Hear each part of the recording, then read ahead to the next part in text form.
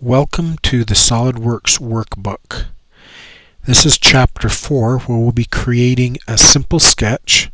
The actual part that we'll be creating is the angled block, and we're starting here with Solidworks 2009, and I'm going to select new because I'm going to start a brand new part.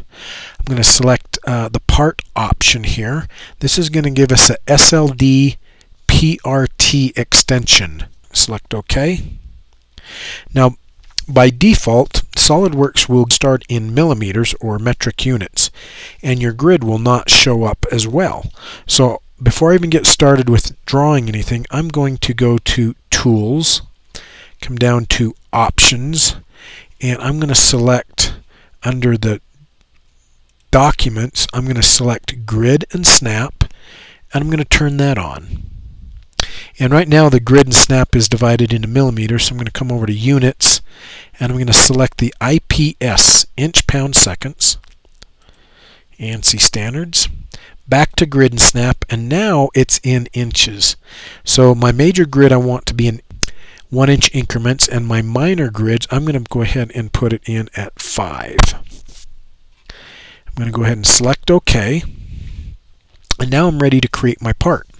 I'm currently in the 3D view, 3D work area.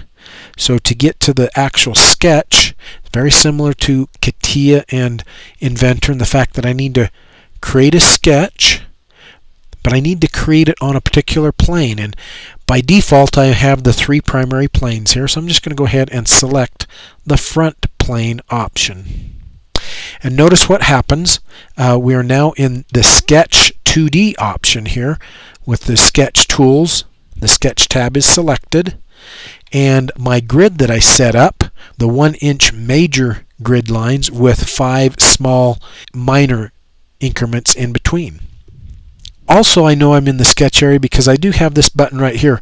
This is how I exit out of my sketch window. And if I wanted to actually cancel the sketch, I can select this button right here. So I'm going to go ahead and create the part shown in figure 4.1 of the book. And that's just a simple angle block. And I'm not going to worry about the exact dimensions right now. I'm going to select the line tool, come over here. I'm going to go about 1 inch over and about 3/4 of an inch up and over here. And notice some of the icons, that's what's happening here. It gives me an XY coordinate, and it also gives me an angle symbol right there. And it also, if you're familiar with AutoCAD, is giving me similar to object tracking. It allows me to track to existing entities. So in this case, as I drag my line tool over here and it hits that end point of my first line, I know if I snap right there, it's going to come straight down and I'll be able to close my profile. Now notice also that I get that little orange dot there. That means I'm snapping exactly on or coincident to the beginning of my first line.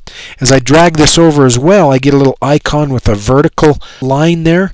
That is letting me know that there will be a relation or a constraint created when I snap to that point, and it will be a vertical constraint or relation. So I snap that. My vertical and horizontal line there turns black, which means that those lines are fully constrained. So now I'm done with the closed profile. I can go ahead and exit my sketch. Keeps my sketch parallel to the screen or normal to your view. I don't like to look at it that way, so I'm going to go ahead and select this down arrow, and I'm either going to select the isometric or trimetric option, and it rotates that part or that sketch around. Solidworks does not automatically switch your toolbars once you're out of the sketch work area. So I'm going to come over here and select the Features tab, and I want to select Extrude Boss or Base. And SolidWorks knows that I only have one profile created, so it's going to automatically select that particular solid. You now have your extrude window up here, and you have several options. It's telling you to sketch from plane, which is fine. The direction is blind, which means it's going to prompt you for a distance. And if you wanted to actually do a symmetrical extrusion, you could select it from that plane and extrude it both directions. But I'm not going to worry about that right now. I am going to go ahead and extrude that, and the part is extruded at 3 inches, so I'm going to go ahead and type in 3 inches there, and I'm going to select this little green arrow right here to say OK, and there is my part.